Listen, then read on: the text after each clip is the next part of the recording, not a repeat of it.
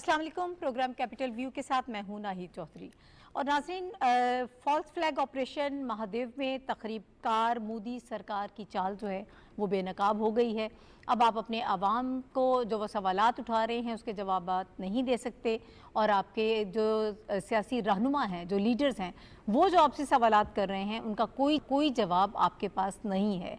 इस सारे मामले को मज़ीद पेचीदा बनाने के लिए, प्रोपेगेंडा करने के लिए, लोगों को बेवकूफ़ बनाने के लिए इस वक्त ऑपरेशन महादेव की हमें ललकार सुनाई दे रही है।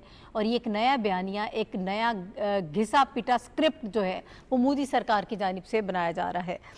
बहरहाल चीज़ें जो हैं वो ढकी छुपी नहीं हैं, सब चीज़ें बेनकाब हो चुकी हैं।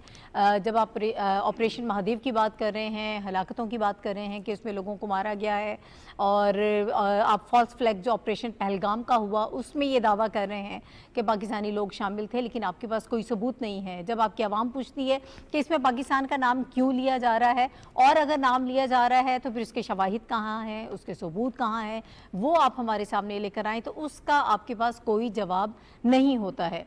इसी किस्म की सारी चीज़ें जो हैं कोई आज की बात नहीं है, साल हर साल से हम ये देख रहे हैं। ऐसा ड्रामा जो है कुछ अरसे के बाद एक मरतबा फिर रचाया जाता है, एक नया स्क्रिप्ट तैयार किया जाता है। मोदी सरकार अपने दौरानियों को तूल देने के लिए इस किस्म की हरकतें कर रही है, लेकिन उसमें बुरी तरह से नाकाम हो रही है।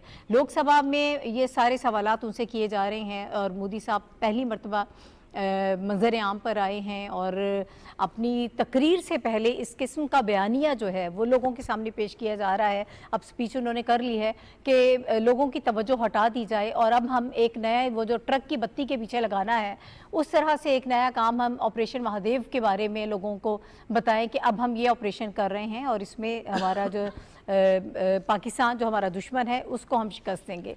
बहरहाल ये ऑपरेशन है क्या, इसके मकासद क्या हैं, और क्यों ये जो नया स्क्रिप्ट हमारे सामने आ रहा है इसको बार बार पेश की कोशिश की जा रही है, इस पर बात होगी। मेरे इस वक्त जो पैनलिस्ट हमें प्रोग्राम में ज्वाइन कर रहे हैं उनका इंट्रोडक्शन मैं आपसे करा देती हूँ। रशीद साफ़ी साहब हमारे साथ मौजूद हैं, डॉक्टर फारूक आदिल साहब मुझे ज्वाइन कर रहे हैं, शनीला वार साहिबा और हुमायूं खान साहब प्रोग्राम का हिस्सा। आप चारों का बहुत शुक्रिया हमें ज्वाइन करने के लिए।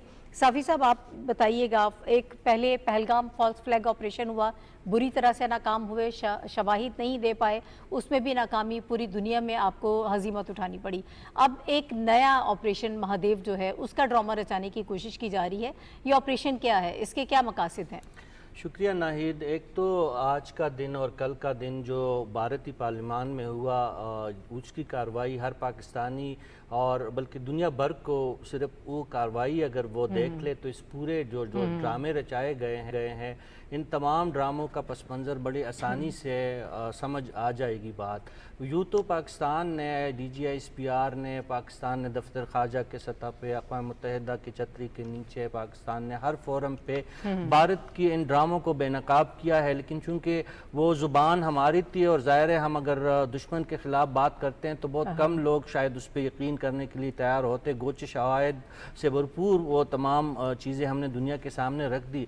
लेकिन कल का दिन और आज का दिन, जो कल जो भारत के राज्यसभा में और आज जो लोकसभा में जो हालत BJP की हुई है और मोदी जी की हुई है, वो बदतरीन हालत उनकी रही है। सियासी तौर पर वो कोई एक जवाब देने के काबिल नहीं रहे।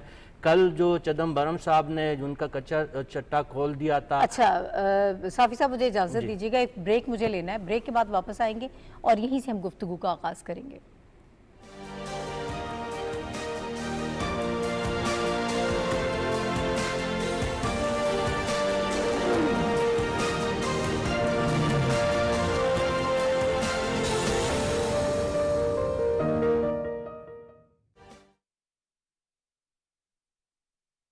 अल्लाहु अकबर, अल्लाहु अकबर, अल्लाहु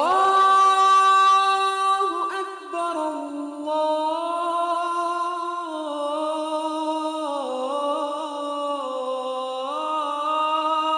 अल्लाहु अकबर, अशहदु अल्ला इलाहा इल्लल्लाह,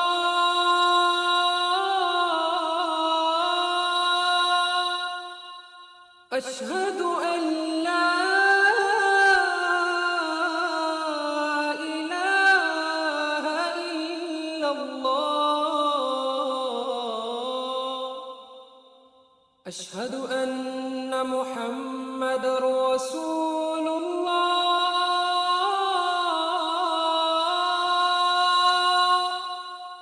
أشهد أن محمد رسول الله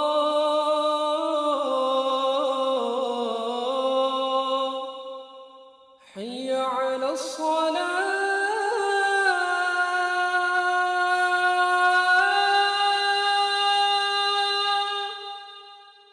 حي على الصلاة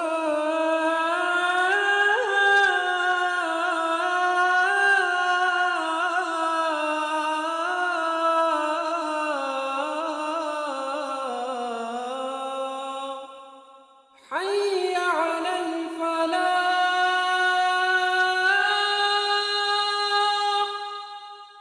حي على الفلاح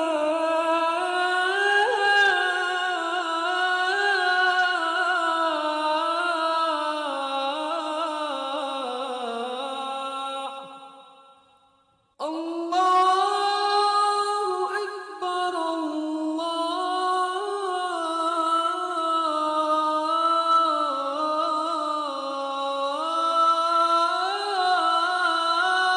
أكبر لا إله إلا الله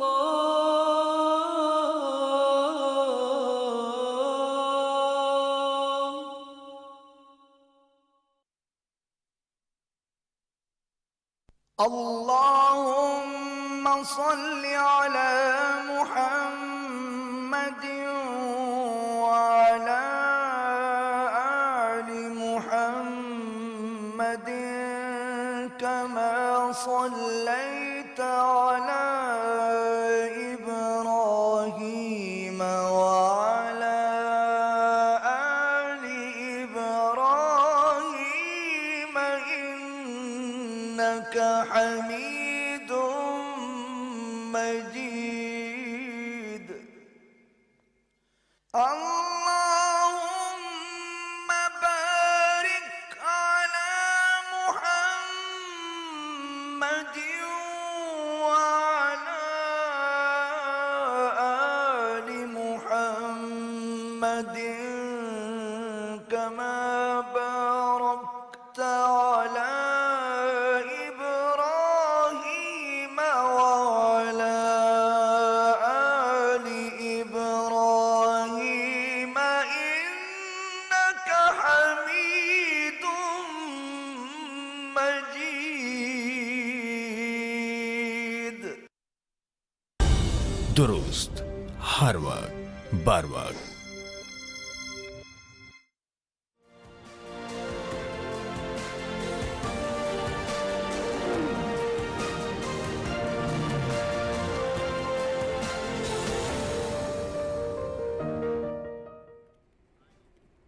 प्रोग्राम में एक मिनट पर फिर आपको खुशामदीद कहते हैं और इस वक्त हम बात कर रहे थे मोदी हुकूमत पर जो तनकीद हो रही है उसके हवाले से कि वो कितनी ख़तरनाक उनके लिए साबित हो सकती है। जितनी आवाज़ें उठ रही हैं, इससे पहले बाजी में हमने नहीं देखा कि इस कदर तनकीद का सामना हो मोदी सरकार को। जी साफ़ी साहब अपनी बात नाहिद कि 3 महीने तक मोदी सरकार पार्लियामान का इजलास बुलाने से भाग रही थी, लेकिन बलाखिर कांग्रेस की शदीद दबाव पे, अपोजिशन की शदीद दबाव पे इजलास बुलाया गया। 2 दिन तो मोदी जी ईवान में आने की जरूरत नहीं कर सके, लेकिन आज वो आए हैं और उनके सामने स्पेशली जो गुरु गोगोई है कांग्रेस के रुकन, उन्होंने जो सवाल उठाया है, वो जो आपका सवाल था उसका बहुत अच्छा जवाब है। और इंडिया के जितने भी लोग हैं, चाहे जयशंकर हो, चाहे उनके जो वजीर दिफा है राजनाथ, उनके पास उस सवाल का जवाब नहीं है। स्पेशली ये गुरु गोगोई साहब ने पूछा है हुकूमत से, फ्लोर ऑफ द हाउस, कि भाई अगर आप पाकिस्तान झुकने के लिए तैयार था बकौल भारत हुकूमत के, तो आपने फिर उनको क्यों छोड़ा? आपने झुके हुए दुश्मन को जाने क्यों दिया? और उसके साथ साथ फिर तड़का लगाया तरनमोल जी ने, और उन्होंने ये बात कही कि भाई कोई ऐसा भी हो सकता है कि कोई खिलाड़ी 90 रन पे खेल रहा हो और अचानक कैप्टन जी आके कहे कि मैच जो है वो इनिंग्स डिक्लेयर कर दे, और उन्होंने कहा ये सिर्फ मोदी जी ही कर सकते। ये सारी बातें मोदी जी सुन रहे थे और सर झुका के, उनके पास इसका कोई जवाब नहीं था। फिर बाहर आके प्रियंका से जब पूछा गया कि इजलास तो बलाखिर आपके कहने पे बुलाया गया, कांग्रेस के कहने पे बुलाया गया, आपकी तशफ़ी हो गई, उन्होंने कहा नहीं, ये तो मामलात मोदी जी ने और उलझा दिए। इस सवाल का हमें आज तक जवाब नहीं मिला कि पहलगाम में दहशतगर्द आए कहाँ से और आए कैसे, और फिर जो 26 लोग वहाँ पे मौजूद थे उनको कत्ल करके आराम से कैसे चले गए। हमें ये सवाल पूछना था। और इसके साथ साथ कांग्रेस ने ये सवाल भी उठाया कि भाई अमेरिका के सदर कह चुका है कि आपके 6 से 7 जहाज, जिसमें 4 से 5 राफेल जहाज शामिल है, वो पाकिस्तान गिरा चुका है, आप बताएं कि कितने आपके गिरे हैं। इस सवाल का भी कोई उनके जवाब नहीं था। तो ये जो आपका जो सवाल था, इसका जवाब यही बनता है कि एक तो पहलगाम का ड्रामा था, उसका जवाब अब हुकूमत के पास नहीं है। और आप मेरे ख्याल में दूसरे हिस्से में प्रोग्राम की वो जाएंगे जो महादेव का ड्रामा है, उस पर जब आपका सवाल आएगा तो उसका जवाब देने की कोशिश की जाएगी। ठीक है। अच्छा डॉक्टर साहब, अभी शवाहिद की बात की जा रही है, सबूत अवाम भी मांग रही है और लोकसभा में उनकी जो अपोजिशन पार्टी है वो भी सबूत मांग रही है, लेकिन सबूत कोई नहीं है। वजीर दाखिला अमित शाह ने ये कहा कि हमने 3 दहशतगर्द मारे जिनका ताल्लुक पाकिस्तान से था और उनके पास पाकिस्तानी चॉकलेट्स मिली हैं, यानी ये शवाहिद आपके पास है। तो इनके सारे शवाहिद ऐसे होते हैं, कभी कोई कबूतर उड़ता हुआ पकड़ लेते हैं, उसका वो शुरू कर देते हैं उसकी छानबीन पे। आपको याद ही होगा ना, इस तरह की सारी हरकतें आप इंडिया की तरफ से तवक्को कर सकते हैं। बिल्कुल। अच्छा, अब किस्सा ये इतना नहीं है। असल में काठ की हंडिया जो है ना, इन्होंने हमेशा चढ़ाई चूल्हे पर। हमारे उर्दू में एक मुहावरा कि काठ की हंडिया कब तक चढ़ेगी चूल्हे पर, है ना, बिल आखिर आँच लगेगी जल जाएगी। तो बिल आखिर ये जल गई। तो अब उनके पास कोई रास्ता नहीं है उससे निकलने का। अब तक तो वो पाकिस्तान का नाम इस्तेमाल करके, पाकिस्तान के ख़िलाफ़ जारहियत करके, पाकिस्तान को बदनाम करके आप इंटरनल पॉलिटिक्स चला रहे थे जी। लेकिन अब वो ज़माना चूँकि गुजर गया और आपका झूठ बार बार बोला जाने वाला वो झूठ है, वो भी ख़त्म हो गया। तो अब आपको लोग सवाल कर रहे हैं। अब आप ये आज जो राहुल गांधी ने फ्लोर ऑफ द हाउस पे बात कही, बड़ी इंटरेस्टिंग है। कहते आप ये कहते हैं कि पाकिस्तान के रिक्वेस्ट पे जंगबंदी कर दी, और अभी बड़ा लतीफ़ा सुना दिया कि उस पर अगर पाकिस्तान हार रहा था क्यों की। तो लेकिन आप में अगर ये जुर्रत है, राहुल कहता है, तुम्हारे मोदी से कहता है कि तुम में अगर जुर्रत है तो यहाँ सीना ठोक के कहो अमरीकी सदर को मुखातिब करके कि तुम गलत बयानी कर रहे हो, जंग तो हमने खुद बंद की है। असल में अब कोई जाए अमान बाकी नहीं है इसके लिए। और अब इनके लिए जो प्रॉब्लम पैदा हो गया है, जो उनका वज़ीर ख़ारजा है उसके लिए भी और ख़ुद नरेंद्र मोदी के लिए भी, कि क्या वो अपने अपने मनासिब पर बरकरार रह सकेंगे या नहीं रह सकेंगे। उनके सामने अब ये मसला है। और ये जो आप मुसलसल नई नई बातें खड़ी की जा रही हैं, जिसका हम आगे चल के जिक्र करेंगे, उसका सबब भी इसी से है कि वो अपने मनासिब पे किसी ना किसी तरह से बरकरार रह सकें। जो आपने बात की है, इसी बात को आगे बढ़ाते हैं कि अब ये मसला है कि ये अपने मनसब पर कायम रह सकेंगे या नहीं। शनीला, जितनी तनकीद अंदरूनी तौर पर इंडिया में की जा रही है मोदी साहब पर, मोदी सरकार पर, अपोजिशन पार्टीज़ अपनी जगह पर तनकीद कर रही हैं, अवाम अपनी जगह पर उनसे सवालात कर रहे हैं, आपको ये लगता है कि मोदी हुकूमत के लिए ये चीज़ ख़तरनाक है, ख़तरे का बाइस बन सकती है? शुक्रिया नाहिद। बात यह कि मोदी हुकूमत की कमज़ोरी ही थी और वो अपनी सियासी कमज़ोरी को ही छुपाने के लिए पहलगाम का जो था फॉल्स फ्लैग ऑपरेशन किया गया। और वही जो घिसा पिटा स्क्रिप्ट हम पहले से हर जगह देखते आ रहे थे, वही घिसा पिटा स्क्रिप्ट जो पहले चलता रहा था वही अब चला दिया। अभी आपने बात की थी ना कि चॉकलेट्स थी, उन्होंने ये कहा कि उनके पास हमने Pakistani ID card, voter ID card भी देखे हैं। अब दहशतगर्द है, वो अपना आईडी कार्ड भी साथ लेके जाएगा, चॉकलेट्स भी साथ लेके जाएगा ताकि अपनी निशानियां दे दे कि हाँ जी हम पाकिस्तान से आए हैं। मतलब इतना ये ज़हीन एक दहशतगर्द गया है कि पूरी निशानियां देने के लिए वो साथ गया। इसी तरह मुंबई अटैक में भी था, बल्कि आपका इन्वेस्टिगेशन करने वाले इतने ज़हीन हैं, इतने ज़हीन कि वो किस्म के शवाहिद दे रहे हैं। भेजेंगे जिन्होंने नहीं प्लानिंग की, जिन्होंने भेजा 7 शवाहिद खुद ही भेज दिए इंडिया को कि जी हमने वोटर आईडी भी दे दी है, 7 चॉकलेट भी, क्योंकि मुंबई अटैक में भी याद होगा डोजर के अंदर था कि दहशतगर्दों के पास से अचार निकला है, उनके पास से सर्फ निकला है जी, सर्फ निकला था, बहुत सी ऐसी चीजें निकली थी जो पाकिस्तानी पाकिस्तान की हैं, तो वही सारी इन्होंने अब शुरू कर दिया है।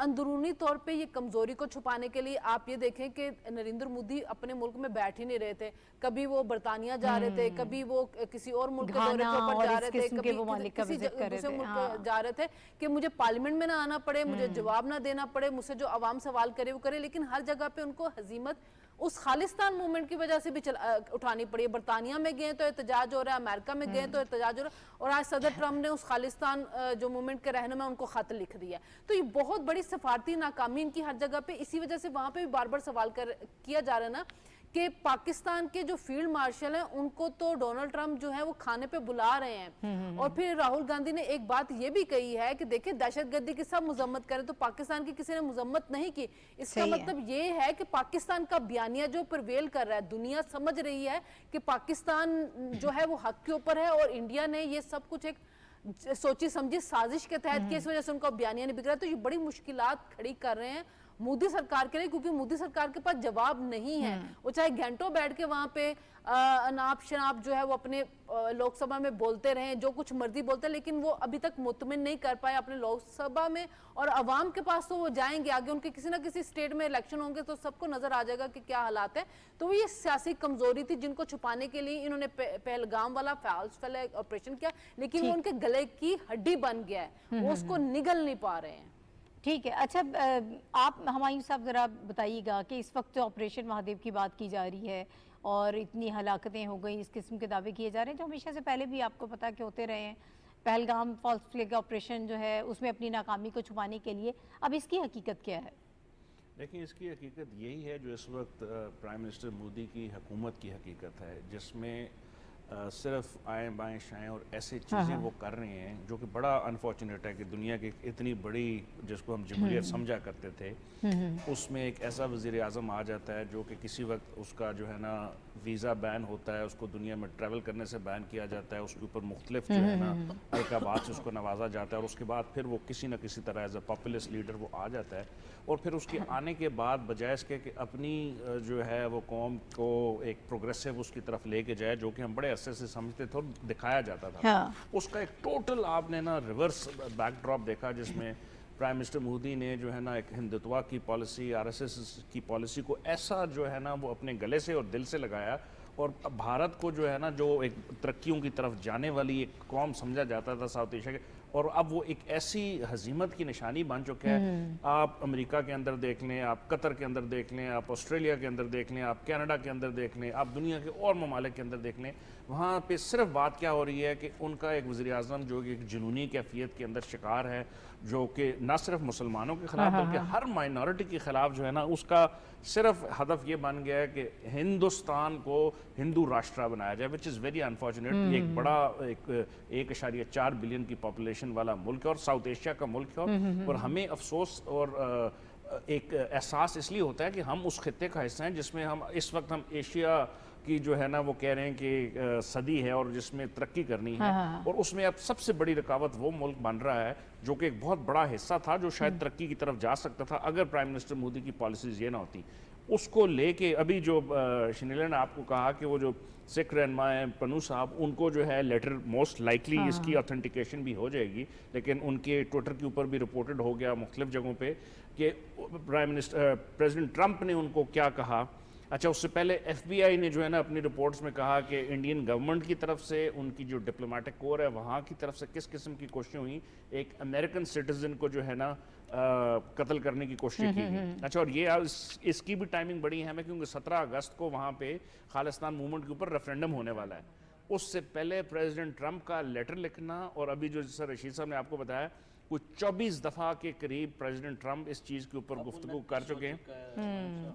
जी सर, 29 मरतबा उस अच्छा बाबा मेरे ख्याल है 3 दर्जन के करीब अब ये चीज़ें हो चुकी हैं, और शायद कुछ ऐसी जो रिपोर्ट नहीं हुई अब, तो उसका आप अंदाज़ा लगाएं कि दुनिया का जो ग्लोबल वर्ल्ड का लीडर जिसको कहा जाता है वो 30 से ज़्यादा दफ़ा इस चीज़ के ऊपर गुफ्तगू कर चुका है कि मैंने इंडिया और पाकिस्तान के दरमियान जंग को जो है बढ़ते हुए न्यूक्लियर की तरफ जाते हुए एक लाखों की जो है ना रिस्क लाइफ का जो है उसको वो रोका। और उसके साथ हम उनकी पार्लियामेंट में क्या गुफ्तगू सुन रहे हैं, मोदी साहब जो है ना कभी इधर की बात करते हैं, उनके जो है ना नेशनल सिक्योरिटी एडवाइजर कुछ और बात करते हैं, होम मिनिस्टर कुछ और बात करते हैं। तो ये बड़ा अनफॉर्चुनेट और बड़ा एक डाउनफॉल नजर आ रहा है पॉलिटिकली स्पीकिंग उनकी गवर्नमेंट का। ठीक है, इंडिया जाहिर है कि अब जब सामने मुकाबला हो उसमें बड़ी बुरी तरह नाकाम हुआ है। अब प्रॉक्सीज के ज़रिए मुख्तलिफ हीले बहानों से पाकिस्तान के ख़िलाफ़ साजिशें कर रहा है, पाकिस्तान के अंदर कार्रवाइयाँ कर रहा है, उसके हमारे पास सबूत मौजूद हैं। हमारा जो अगला टॉपिक है वो भी इसी से रिलेटेड है, इस पर बात करते हैं।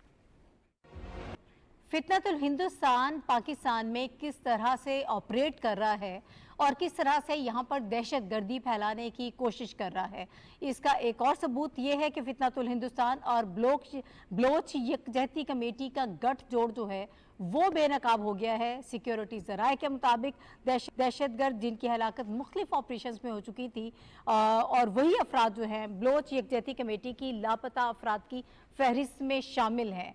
ये वो लोग हैं जो पहाड़ों पर मौजूद हैं, ये वो लोग हैं जिन्होंने असला उठाया हुआ है, ये वो लोग हैं इनमें से बहुत से कि जो दहशतगर्द हैं और उनको मिसिंग पर्सनस की लिस्ट में डालकर इस वक्त पाकिस्तान की हुकूमत के ख़िलाफ़ कार्रवाइयाँ की जा रही हैं। पाकिस्तान में गैर मुस्तकम पाकिस्तान को करने की कोशिश की जा रही है। लेकिन ये सारी चीज़ें जो हैं इससे क्या मकासद हासिल करने की कोशिश की जा रही है। हमारे यहाँ बहुत सारी इससे पहले भी ऐसी तंजीमें रही हैं, TTP, SKP की बात कर लें, और भी बहुत सारी ऐसी तंजीमें जिन्हें पाकिस्तान के खिलाफ इस्तेमाल किया जाता रहा है। लेकिन बलोच यकजहती काउंसिल जैसी तंजीमें जो हैं अब इनका गठजोड़ जो है वो बेनकाब हो गया है। महारंग लांगू जैसे और भी बहुत सारे ऐसे अफराद हैं जिनको पाकिस्तान के खिलाफ इस्तेमाल किया जा रहा है। लेकिन ये हमारे पास अब शवाहिद मौजूद हैं कि ये सब चीज़ें मिली भिगत के साथ हो रही हैं, यहाँ पर इन्वेस्टमेंट की जा रही है। इसके मकासद क्या हैं और इसका क्या नुकसान हो सकता है, इससे किस तरह से बचा जा सकता है, हमारी स्ट्रैटेजी क्या होनी चाहिए, इस पर बात करेंगे। जी साफ़ी साहब। जी देखिए, ये BLA, BRF, BNA, TTP, SKP जैसी तंजीमें थी, तो इसके बारे में तो पहले से खदशात और सबूत पाकिस्तान के पास मौजूद थे कि ये फॉरेन प्रॉक्सीज खुसूसन भारत की सरपरस्ती में चलने वाली तंजीमें हैं जो ना सिर्फ बलूचिस्तान में हालात को कशीदा और ख़राब बना रहे बल्कि मुल्क के दीगर हिस्सों में भी इनकी कारस्तानियाँ मुद्दतों से जारी है। अब ये BYC की तंजीम जब वजूद में आई तो इनका नारा था लापता अफराद को बाजियाब कराने के हवाले से, और एक समाजी तंजीम के तौर पर इन्होंने अपने आप को मुतारिफ करवाया था। स्पेशली जो महारंग लांगू साहबा थी, इन्होंने यही नारा लगाया था और सिविल सोसाइटी ने भी कुछ मुद्दत पहले इनका साथ दिया था। लेकिन रफ्ता रफ्ता इनके मुतालबात तब्दील होते रहे और रियासत के खिलाफ इनकी आवाज़ें और उनकी कार्रवाइयाँ ज़्यादा सामने आने लगी। तो अब जो रियासत दावा कर रही है, रियासत इदारे दावा कर रही है, तो जाहिर है उनके पास सबूत है। उन्होंने तो सबूत दिखा दिए। जो मारंग बलोच के पहलू में कड़े लोग थे जिनको वो समाजी कारकुन के तौर पे मुतारिफ करवाती रही हमसे, मीडिया से, लोगों से, कौम से, अब वो दहशतगर्दी के लबादे में वो लोग सामने आ रहे और मिसिंग अफराद में बेशतर अफराद पहाड़ों पे आर्मी फोर्सेस, आर्म्ड फोर्सेस और सिविल फोर्सेस के साथ लड़ते हुए मारे जा रहे हैं और उनके सबूत सामने आ रहे हैं। तो ये तमाम चीज़ें भारत एक सोची समझी साजिश के तहत कर रहे हैं, क्योंकि भारत जिस तरह आपके पहले प्रोग्राम के हिस्से में हमने बताने की कोशिश की कि रिवायती जंग में, गैर रिवायती जंग में, टेक्नोलॉजी की शोबे में, हर शोबे में पाकिस्तान से मात खा चुका है। तो उनके पास यही आखिरी जो उनका रिवायती तरीक़ाकार होता है मकारी, अयारी और मुंह पे राम राम और बगल में चुरी और मुंह पे राम राम के नारे के साथ पाकिस्तान पे हमलावर हुआ है। गोचे राजनाथ ने आज फिर पार्लियामान पे ये बता दिया कि हम बुद्ध के पैरोकार है, युद्ध के नहीं है। लेकिन मोदी की जो कारस्तानियाँ हैं, जो मोदी की शरारतें हैं, वो युद्ध पे मबनी है, वो शरारत पे मबनी है, वो नफरत पे मबनी है। लिहाजा पाकिस्तान ने जो तमाम चीज़ें पहले से कौम के सामने रख दी है, हमें ना सिर्फ रियासती इदारे तो जाग रही है लेकिन अवाम को भी खोश का नाहन जो है वो लेने चाहिए और इस किस्म के फितनों से बचना चाहिए। ठीक है, इस किस्म की डॉक्टर साहब मजीद कार्रवाइयाँ भी हो सकती हैं। जब आपको हर तरफ नाकामी का सामना है तो फिर आप ऐसी कार्रवाइयाँ कर सकते हैं जो रियासत पाकिस्तान के खिलाफ हों। अब ये जो गठजोड़ सामने आया है, इसके मकासद पे मैं चाहूँगी कि ज़रा आप भी थोड़ा सा अपना तबसरा कर दीजिएगा। ये जो मिसिंग पर्सनस वाली फहरिस्त थी, वो सारी हकीकत भी सबके सामने आ गई, बिल्कुल वाज़े हो गई। ये देखिए, मिसिंग वाली बात अभी साफ़ी साहब ने कह दी। मैं उसमें एक छोटा सा इजाफा करता हूँ कि जब मारंग, बलोच या लांगो इस्लामाबाद के प्रेस क्लब पे मौजूद थी, तो उस मौके पर उसने एक लिस्ट जारी की थी और उसमें कुछ लोगों के नाम थे। तो उसी दौरान में एक वाक़या हुआ कि एक पाकिस्तान ने रिटेलिएट किया और ईरान में एक आपने मिसाइल से अटैक किया। तो उसमें जिन लोगों के नाम सामने आए और ख़ुद इनको तस्लीम करना पड़ा कि जो मिसिंग पर्सन वो बता रहे थे वो ईरान में बैठे हुए थे और पाकिस्तान के ख़िलाफ़ बैठ के साजिशें कर रहे थे। तो ये तो तयशुदा हकीकत है। अच्छा, आप कह रहे हैं कि इसके मकासद क्या हैं? आप ज़रा याद कीजिए कि जिस वक्त कराची की इक्तिसादी ताकत को तबाह किया जा रहा था, तो उस वक्त कौन मुतहर्रिक था और किस मुल्क का हाई कमीशन, जो डिप्टी हाई कमीशन का ऑफिस था कराची में, कौन सा मुतहर्रिक था और किसे बंद किया गया? तो कराची में दहशतगर्दी बंद हुई, वो इंडिया का था। और वो क्यों किया जा रहा था? इसलिए कि जो मरकज़ियत है कौमी मईशत की, पाकिस्तान की मईशत की, उसको ज़ख्म पहुँचाई जा सके। और वो जो आलमी तिजारत का एक मरकज़ था, रीजन की तिजारत का मरकज़ था कराची, और उससे आए, जैसे आज आप दुनिया के बहुत सारे एयरपोर्ट्स हैं, इस्तांबुल है, अबू धाबी है या दोहा का है, वहाँ आप जाए बगैर इधर उधर जा नहीं सकते। इसी तरह से उस वक्त कराची मरकज़ था और आपको दुनिया में कहीं भी जाने के लिए कराची से आना पड़ता था। हर 3 मिनट के बाद एक फ़्लाइट उतरती थी कराची।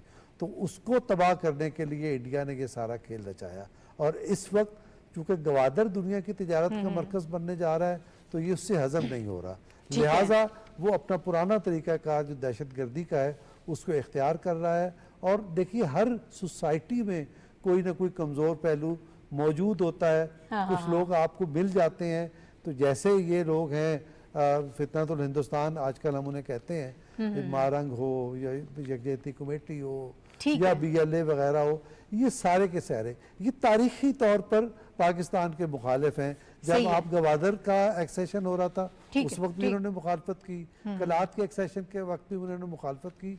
ये वही रवायत है और उससे फ़ायदा उठाना जी। शनीला, अवामी राय को गुमराह करने की भरपूर कोशिश की गई। आप एक तरफ वही फहरिस्तें दे रहे थे, ये मिसिंग पर्सनस हैं और उनके लिए हमदर्दी जगाने की कोशिश कर रहे थे, वही लोग आपके साथ मौजूद थे। उन्हीं में से लोग कुछ ऐसे थे जो दहशतगर्द थे और दहशतगर्दी कर भी रहे थे। फिर जो आप बाहर निकल के एहतजाज कर रहे थे, मुजाहिरे कर रहे थे, या जो आप बैठे हुए थे धरने दे रहे थे, वो लोग आपके साथ शामिल थे। अब तो ये सब चीज़ें सामने आ गई हैं। अब जो हमारी सिक्योरिटी एजेंसीज़ हैं, हमारे जो इदारे हैं जो कार्रवाइयाँ कर रहे हैं, आप इसको किस तरह से देख रहे हैं? एक भरपूर ऑपरेशन की ज़रूरत है जिससे फितनतुल हिंदुस्तान को दबाया जा सके। बिल्कुल नाहिद, बात यह है कि पाकिस्तान की सिक्योरिटी को हम रिस्क में डाल ही नहीं सकते। और जो लोग दहशतगर्दी कर रहे हैं, पाकिस्तान की सलामती को ख़तरों में डाल रहे हैं, हमारे जिन सिक्योरिटी फोर्सेस के जो जवान हैं वो शहीद हो रहे हैं, हमारे सिविलियन जो लोग जो मारे जा रहे हैं और जिनके हाथों मारे जाए, उनके खिलाफ कार्रवाई लाजमी होनी चाहिए। दहशतगर्दी के खिलाफ तो 0 टॉलरेंस होनी चाहिए और मुल्क के अंदर मेरे ख्याल में इसमें तकसीम भी नहीं होनी चाहिए। हम हर दफ़ा एक जो तकसीम माशरे में क्रिएट की जाती है वो इसी तरह प्रोपेगेंडे के जरिए ही की जाती है कि झूठ इतना बोलते जाओ, इतना बोलते जाओ कि वो लोगों को सच लगना शुरू हो जाए। महारंग बलोच ने जब अपना पहला वहां से मार्च शुरू किया था तो बहुत से लोगों की हमदर्दी उनके साथ थी, क्योंकि उस वक्त हकाइक सामने नहीं आए थे। लोगों को लग रहा था शायद वाकई ये कुछ लोग जो मिसिंग पर्सन है वहां पे, शायद वहां के सरदारों ने, वहां की हुकूमतों ने या सिक्योरिटी अदारों ने जो जुल्म इनके ऊपर हमारा रखा। लेकिन आहिस्ता आहिस्ता ये होता है कि जो हकाइक होते हैं वो छुप नहीं सकते हैं, चीजें आपके सामने आनी शुरू हो जाती है। जैसे हमने इंडिया के बारे में पहले बात कर रहे थे कि पहलगाम जो वाकया उसके बारे में वो एविडेंस नहीं दे सके और हर दफा उनका एक ही स्क्रिप्ट था, तो दुनिया को आश्कार हो गया कि ये इन्होंने एक फॉल्स फ्लैग ऑपरेशन है और ये हर दफा यही एक काम कर रहे होते हैं जी। तो यही बात अब बलोचिस्तान के मिसिंग पर्सन के मामले के ऊपर भी सामने आनी शुरू हो गई है कि ये, और BLA का रवैया भी देखें जिस वक्त पाकिस्तान के ऊपर इंडिया ने हमला किया था, उस वक्त वो किस तरह वो इंडियन फोर्स को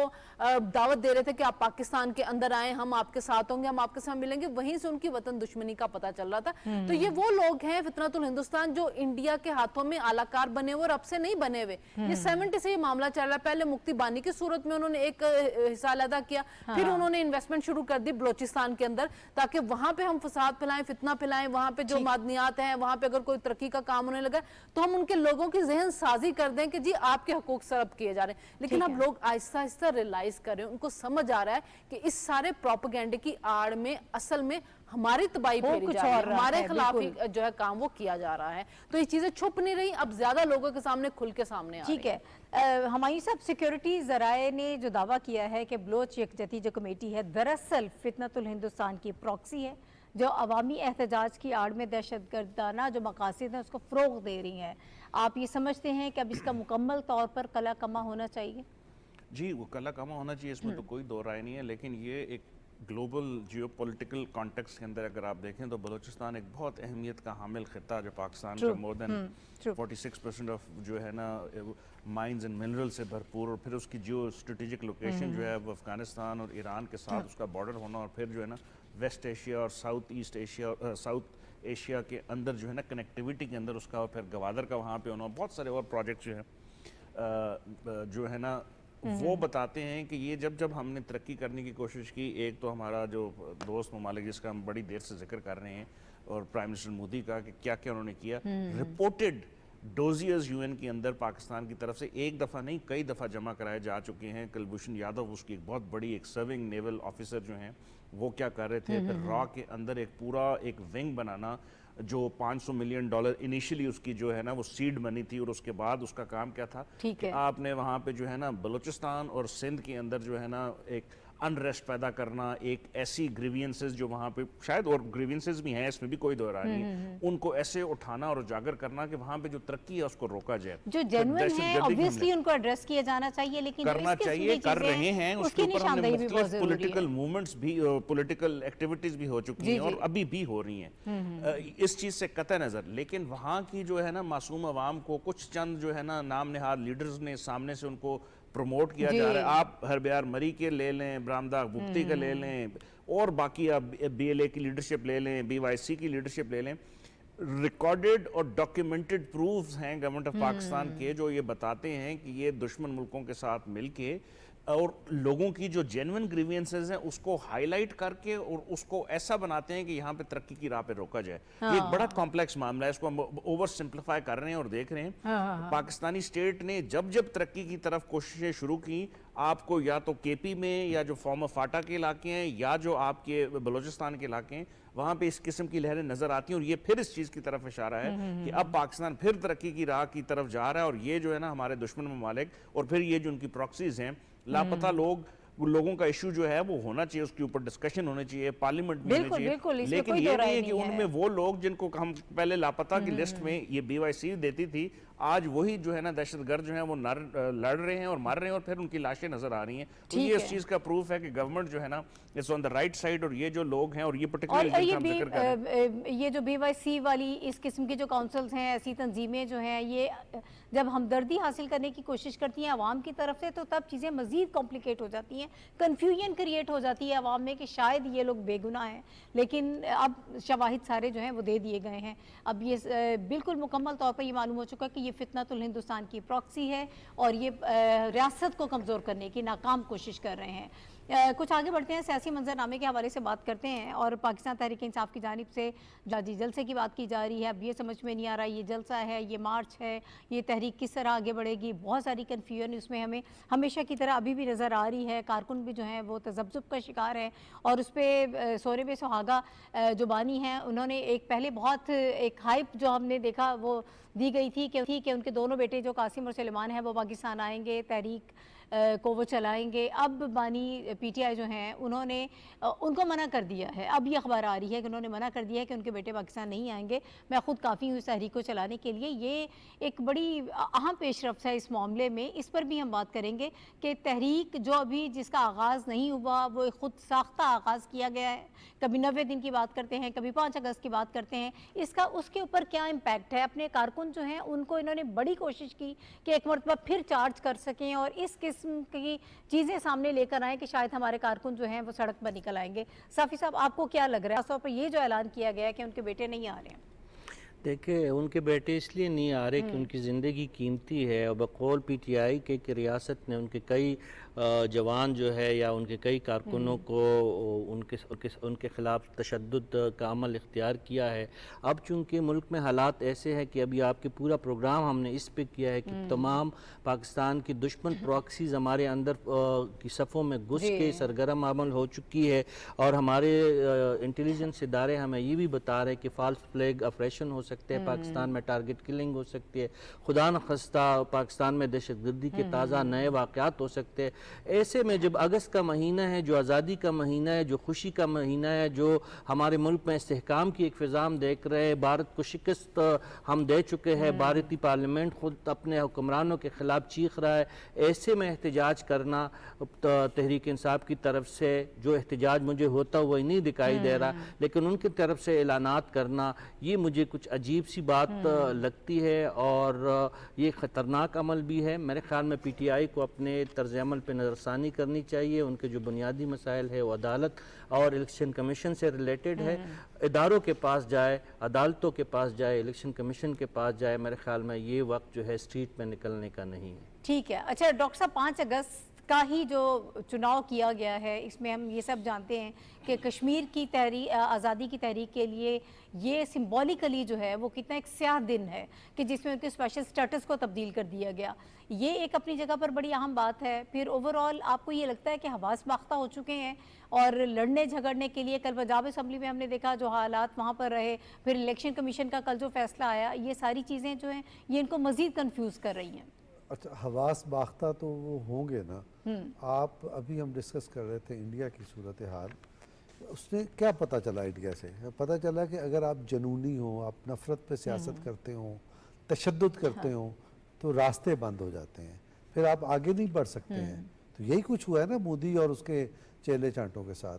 पाकिस्तान में भी इसी अंदाज में ये सियासत करने की कोशिश की गई PTI की तरफ से, नफ़रत की सियासत, लोगों को यानी टारगेट करके, उनके ख़ानदान को, उनके बीवी बच्चों को टारगेट करके उनको बदनाम करने की, उन्हें आइसोलेट करने की कोशिश की गई। ये अंदाज़ था सियासत का। उसका नतीजा बिलाखिर बुरा निकलता है। वो बुरा नतीजा इंडिया में भी निकल रहा है और PTI या उसके बानी के साथ भी निकल रहा है। जो कुछ उन्होंने किया था वो पलट के उनकी तरफ आ रहा है। इन्होंने लोगों की अमवात पे कैसे मज़ाक़ खेज़ गुफ्तगू की थी, अब क्यों नहीं आते कासिम और सुलेमान अपने बाप की मुश्किल के वक्त? क्या क्या अमर माने हैं और नाइकोब भी बने हुए हैं उनके, आ जाए, क्या उनको किसी ने कुछ कहना है? नौजवान हैं, आए, अब बाप से मिलें, अगर कोई उन्होंने अलामती मुजाहरे करने हैं तो करें, नहीं करेंगे इसलिए कि ये नफ़रत का कारोबार था और नफ़रत के कारोबार का नतीजा अब उनके सामने आता जा रहा है। तो ये उसको नहीं बर्दाश्त नहीं कर पाएंगे, ये उनके बस की बात नहीं है। तो ऐसा ये यूँ समझिए कि इसका कोई इम्कान नहीं है। और यही आपको पंजाब असम्बली में भी नज़र आ रहा है, यही आपको दीगर जगहों पे भी नज़र आ रहा है, और यही तज़ब्ज़ुब है कि लोगों की समझ में नहीं आ रहा कि 90 दिन है, 5 अगस्त है, और 5 अगस्त की तो एक और भी मनफी है ना, कि आपकी मिली भगत से इंडिया ये करने में कामयाब हुआ। ठीक है, अभी शनीला का भी टेक में चाहती हूँ, उस पर ले लें। क़यादत भी तकसीम है, 31 जुलाई का आपने टाइम दिया है कि हतमी फैसला अभी किया जाएगा, अभी आपको नहीं पता कि आपने क्या करना है। बात ये नाहिद के इनमें यकसुई तो पहले दिन से नहीं है और हर बंदा यहाँ वहाँ पे डिवाइडेड है, क्योंकि इतने ज़्यादा तो ग्रुप बन चुके हैं। अब जो अली अमीन गंडापुर है, उन्होंने पहले तो 90 दिन कह दिए थे, लेकिन आजकल वो ज़्यादा बढ़ के मारे। उसकी वजह ये कि उनको लग रहा है कि शायद उनकी कुर्सी ना चली जाए, क्योंकि आजकल हर जगह पे यही सुना जा रहा है कि किसी टाइम पे तहरीक एतमाद आ जाएगी, या हो सकता है कि अंदर से ही पार्टी जो है वो आपस में डिवाइड हुई है कि इनके खिलाफ वो खुद ही कुछ कर दें। क्योंकि सेनेट के इलेक्शन में यही खतरा था, तो अपोजिशन के साथ जो था इत्तेहाद किया गया था और सबकी पर्चियां भी चेक की जा रही थी, हर एक से हलफ भी लिए जा रहे थे। तो अभी भी लोगों से हलफ लिए जाने हैं इन्होंने कि वो तहरीक के अंदर आए, क्योंकि उनको पता है कि अवाम इनके साथ नहीं है। इसी वजह से ये धमकियां भी दी जा रही हैं कि जो बंदा एहतजाज में शामिल नहीं होगा तो उसको आइंदा टिकट नहीं मिलेगा या उसको ओहदे से हटा दिया जाएगा। अगर आपके साथ अवाम हो, अगर आपको पता हो कि अवाम निकल सकती है, तो आपको ये धमकियां देने की जरूरत मत पड़े। ये जो बानी PTI का बयान है ना कि मेरे बच्चे नहीं आएंगे, उसकी वजह ये कि उन्होंने उनको जो हजीमत का सामना था ना उससे बचने के लिए बयान दिया, क्योंकि उनकी वालदा मोहतरमा ने पहले कह दिया था मेरे बच्चे पाकिस्तान नहीं आ रहे। हर एक को अपने बच्चे अजीज होते हैं। आप लोगों के बच्चों को तो कहते हैं कि आप लड़ो, मेरे लिए बाहर निकलो, हकीकी आज़ादी हासिल करो तो पहले बुला लें अपने बच्चों को वो लीड कर लें, तो फिर उसके बाद दूसरे के बच्चों को भी आके कहें कि वो उसमें शामिल हो जाए। तो ये सारा कुछ एक बंदे की रिहाई के लिए पूरे मुल्क को इंतशार में, अनारकी में डालना चाह रहे हैं कि एक बंदा रिहा जाए। तो आप अदालतों में चले जाएं, सबने वहीं से रिलीफ लिया, आपको भी वहीं से रिलीफ मिलना, आपकी तहरीक से कुछ नहीं होना। ठीक है हुमायूं साहब, ये सिर्फ लगता है कि एक हाइप क्रिएट करने के लिए एक दावा किया गया था कि उनके बच्चे यहाँ पर आ रहे हैं और वो खुद इस तहरीक को लीड करेंगे, लेकिन ये पहले भी एक्सपेक्ट किया जा रहा था कि ऐसा नहीं होगा। बिलाखिर वही हुआ, वही अनाउंसमेंट सामने आई कि वो नहीं आएंगे। देखिए अभी भी इसको आप जो है ना वो कंटिन्यूएशन ऑफ द कन्फ्यूजन के जो है ना थियरी के अंदर लें। हाँ। वो आज का जो है जो ट्वीट था और उसमें कहा गया कि उनको नहीं आना चाहिए, यहाँ पे हम खुद कर लेंगे। फिर आप इसको पिछले कोई 15-20 दिनों में जब से इन्होंने जो है वो 5 अगस्त की कॉल का कहा, उसमें फिर वो आपने खुद जिक्र कर दिया 90 दिन की कॉल जो है वो सलमान अकरम राजा साहब ने, बैरिस्टर गौहर साहब ने और उन्होंने की। उमर अयूब साहब का आज का बयान है कि नहीं हम 31 को इकट्ठे होंगे पेशावर में, वहाँ पे फैसला करेंगे। बहनें उनकी और जो है वो कह रही हैं, आली हमजा साहिबा लाहौर के अंदर और हमाद अजहर साहब एक और बात कर रही हैं। तो ये एक कंप्लीट जो है ना केओस थ्योरी है जिसमें कोई समझ नहीं आ रहा कि क्या और किसी वक्त कुछ भी ये करने की ना सलाहियत भी रखते हैं और उसके अलावा कन्फ्यूजन क्रिएट करना तो जो है ना वो एक वो पुराना और संजीदा भी नहीं है हुमायूं साहब, लग नहीं रहा कि ये कोई संजीदगी भी है। अगर जो कॉज लेकर चल रहे हैं उसमें ये खुद भी संजीदा नहीं। मैं आपकी लास्ट टाइम जब हम किसी डिस्कशन पे थे तो मैं कह रहा था कि जो हमारे केपी की आवाम है जो बड़ी बाशऊर है, ये अब उनके ऊपर सवालिया निशान उठना शुरू हो गया कि किस लोगों को उन्होंने ना वोट दिए हैं, जो कि एक जो प्रोटेस्ट करना है उसके ऊपर जो है ना पार्टी संजीदा नहीं है, उसको पता नहीं है। कभी उनका चीफ मिनिस्टर और बात करता है, कभी उनकी पार्टी का बानी और बात करता है, उनकी बहनें और बात करती हैं। तो अगली दफ़ा जब वो वोट दें तो वो थोड़ा सा इसके ऊपर भी देखें कि किस पार्टी को उन्होंने 2 दफ़ा वोट दिए। मैं ये नहीं कह रहा कि उन्होंने गलत किया, वो उनकी अपनी चॉइस है, अल्लाह करें। बट ये वो हुकूमत है जो अब 13 साल से वहाँ पे काम कर रही है और फिर वो गैलप की रिपोर्ट्स और बाकी बेताशा रिपोर्ट्स का हम जिक्र कर चुके हैं। तो इन सेंस कि मेरा ख्याल है कि अब टाइम आ गया कि वहाँ पे भी जो है ना एक चेंज जो है वो आपको नज़र आनी चाहिए। अगर 13 सालों में उन्होंने कुछ नहीं किया तो अगले को मेरा ख्याल है 13 सालों में वो कुछ नहीं कर सकते वहाँ पे। ठीक है, बिल्कुल सही कह रहे हैं। बहरहाल कन्फ्यूजन है, अभी तक कुछ पता नहीं है। 31 जुलाई को मज़ीद इस पर मुशावरत होगी, फ़ैसला किया जाएगा। ये लॉन्ग मार्च होगा या जलसा होगा या क्या होगा, अभी तक इस बारे में कुछ जो है वो क्लियर नहीं है। मेरे चारों पैनलिस्ट मेरे साथ प्रोग्राम में मौजूद रहे, आप सबका बहुत शुक्रिया। उसके साथ ही नासिर प्रोग्राम ख़त्म हो गया। कल इंशाल्लाह आपसे दोबारा मुलाकात होगी। इजाज़त दीजिए, अल्लाह हाफ़िज़।